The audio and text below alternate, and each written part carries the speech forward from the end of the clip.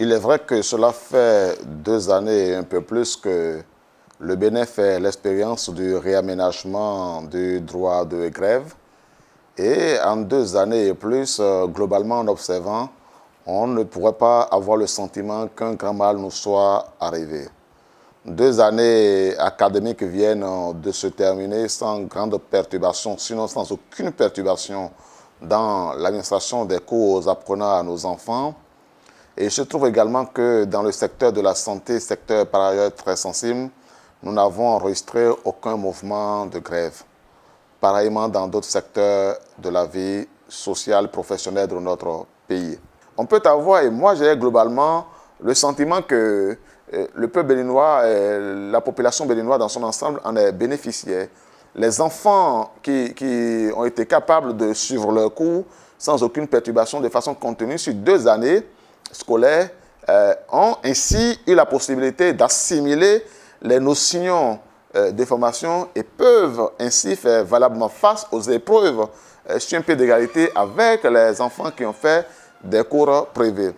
De même, et en ce qui concerne le secteur de la santé, nous n'avons, le fait pour nous de n'avoir enregistré aucune perturbation dans l'exercice de la profession des acteurs de ce secteur a favorisé le maintien de la santé de nos compatriotes et donc la protection du droit de la vie, qui est quand même un droit fondamental. Et il faut se poser la question de savoir ce qui aurait pu se passer si, par exemple, dans une période comme celle-ci, qui est marquée par la pandémie de la COVID-19, notre pays était, par exemple, engagé dans un processus de grève, que les médecins décidaient de prendre à profit un contexte difficile pour lever les revendications et exiger et qu'elles ne soient satisfaites avant de prendre en charge les personnes qui sont souffrantes. Deuxièmement, et cela est très important, quand on aborde la question du droit de grève dans notre pays, les gens ont tendance à penser que le Bénin devient un État antidémocratique. C'est parce que c'est antidémocratique que le droit de grève a été supprimé ou restreint dans certains secteurs professionnels de notre pays. Oh non, oh non. Est-ce que l'Allemagne est une démocratie? La réponse est oui, c'est une grande démocratie même. Mais le droit de grève n'est pas autorisé aux fonctionnaires, en général en Allemagne et en particulier encore aux enseignants.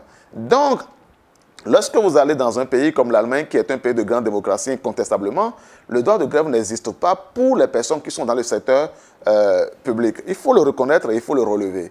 Lorsque vous allez dans un pays comme les États-Unis, est-ce que le droit de grève est reconnu pour les personnels qui travaillent dans le domaine du public? La réponse est non. Lorsque vous allez en Chine, est-ce que le droit de grève, on peut dire que la Chine, elle, n'est peut-être pas une grande démocratie, mais il reste que les pays que je viens de citer, la Chine, les États-Unis, l'Allemagne, sont les moteurs industriels, sont les pays les plus développés. C'est même dans l'ordre, les 3 pays les plus développés au monde. Alors, ce qui risquait d'arriver était ceci. Que le Bénin continue, oui, sur le modèle de la France, qui a quand même une grande tradition de pays de contestation. On peut dire aussi, on s'en flatte, que la France est le pays de la Révolution française, etc., et tout, des droits de l'homme et tout le reste. Et c'est aussi vrai que la France est le pays dans lequel il y a le plus grand nombre de jours de grève par an. Mais posons-nous une question fondamentale. En 1945, après la Deuxième Guerre mondiale, on a dépouillé l'Allemagne, n'est-ce pas, de tous ses atouts, de ses colonies. On lui a prescrit des amendes, etc. Et tout. Donc l'Allemagne a souffert sérieusement de sa chute à l'occasion de la Deuxième Guerre mondiale. Mais comment s'est-il fait que de 1945 à ce jour, l'Allemagne soit devenue la première puissance économique en Europe et que la France, qui a des colonies partout en Afrique et parfois même en Asie et même en Amérique, soit toujours un pays à la traîne en Europe? Posons-nous la question. Posons-nous la question de savoir pourquoi et comment le Japon, qui a été attaqué avec les bombes atomiques, etc., et tout, en 1945, soit devenu l'une des puissances économiques industrielles les plus fortes aujourd'hui dans le monde. Comment le Japon en est arrivé là? Les Japonais préfèrent, pour faire la grève, avoir un brassard à la main en train de travailler, ou même faire une grève de zèle, c'est-à-dire faire de la surproduction pour l'entreprise. Quand vous voyez bien tout cela, vous verrez que les pays dans lesquels le droit de grève est limité ou carrément n'existe pas sont les moteurs industriels du monde. Ce qui risquait donc d'arriver pour le Bénin, c'est qu'à l'image de la France, le Bénin, oui, soit vu comme le phare de la démocratie, on dit, en Amérique. et en Afrique. Et pour mesurer que c'est un phare de la démocratie, c'est le pays de la grève, donc on va faire beaucoup de grèves, on va faire beaucoup de contestations, on va faire beaucoup de débats. Et supposons que pendant que nous sommes en train de le faire, un pays comme le Togo, qui est notre voisin immédiat, ça visait de construire l'économie. Nous allons nous arriver à un moment où nous sommes exactement dans le cas de la France et de l'Allemagne. C'est-à-dire que le Bénin sera la France comme la France et le Togo sera comme l'Allemagne. Quand cela va arriver, les Béninois, par l'eau, vont vouloir traverser la frontière de Ilakodi pour arriver au Togo. Et les Togolais vont lever la barrière pour dire le Togo ne pourra pas accueillir toute la misère du Bénin. Ça, justement, c'est de ça qu'il s'agit. Et quand on a cela à l'esprit, on doit se demander s'il faut continuer à faire, disons, le lit à cette façon d'entretenir la grève qui est contre-productive et qui, à la longue, non seulement nuit à l'État, mais nuit aussi au travail lui-même qui s'engage dans le processus de grève.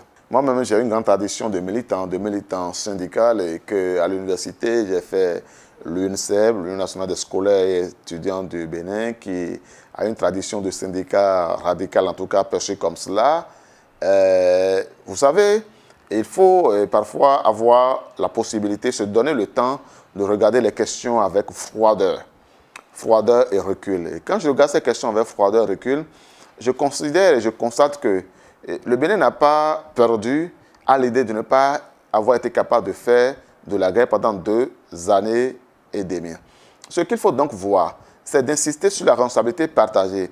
Responsabilité pour l'État de ne pas attendre que la situation dégénère pour faire ce qu'il a l'occasion de faire. Et ça, je pense qu'il faut le rappeler à l'autorité gouvernementale et donc à ceux qui nous dirigent.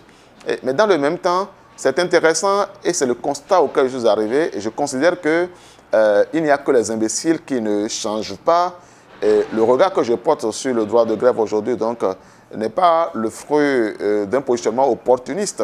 C'est le fruit de la responsabilité dans l'élan que je porte pour le Bénin, de le souhaiter comme un pays grand. Et parce que je le veux grand, et je le veux grand autant pour les travailleurs, autant pour les citoyens que pour le grand nom de notre pays. Et il peut importer pour moi d'appeler nos compatriotes à cultiver le travail. En Allemagne, tout le monde a la bouche ce mot Arbeit. Arbeit, là, c'est le travail. Et donc, le jour où tout le monde va avoir l'esprit travail. Les Japonais, eux, ils refusent les 20 jours de congé qu'ils ont par an. Et qu'est-ce qu'ils font? Ils meurent d'overdose de travail parfois. Je ne demande pas aux Béninois de commencer à mourir d'overdose de travail, mais je veux dire que si nous voulons devenir un grand pays, en tout cas un grand pays économique, nous devons faire comme les grandes puissances économiques. Mais si nous voulons devenir un pays de grande tradition de grève comme la France, dans le fait, on pourra dire que le Bénin est un grand pays de démocratie, de droits de l'homme, etc. et tout. Il restera que nous serons un pays sous-développé durablement. J'ai toujours pensé qu'il n'y a pas de contrariété entre la démocratie et le développement. Et pour reprendre la thèse du professeur John Dewey, pour qui j'ai beaucoup d'admiration, il dit la démocratie doit permettre à chaque citoyen d'atteindre le plus haut degré de développement personnel. Et donc pour moi, quand on entend démocratie, ce n'est pas l'anarchie, c'est 2 régimes différents. La démocratie, ce n'est pas qu'un état de droit en réalité. En fait, la démocratie, pour être précis, c'est un état de droit et de devoir. Je vais même dire un état de devoir et de droit. Et lorsque vous regardez très bien, lorsqu'un homme est responsable, il s'est placé ses devoirs avant ses droits. C'est quand tu as fait ce que tu dois faire que tu réclames ce qu'on te doit. Si donc tu dis et tu entends par l'état de droit, donc démocratie, que ce soit un état dans lequel vous allez réclamer, sans que vous ne fassiez vos devoirs, nous sortons du régime de démocratie, nous tombons dans un régime d'anarchie. Et c'est ça qu'il faut distinguer. Avoir donc à l'esprit que ce que je préconise et que j'appelle l'état de devoir, ce n'est pas un état où il n'y a pas de droit. Ce n'est pas le côté de l'état de droit, mais c'est l'état de la préséance du devoir sur le droit. C'est-à-dire l'état dans lequel on se pose la question, comme disait John Kennedy à ses compatriotes, qu'est-ce que je peux faire pour le Bénin? Qu'est-ce que je peux faire pour mon pays? Avant de poser la question, qu'est-ce que mon pays doit faire pour moi?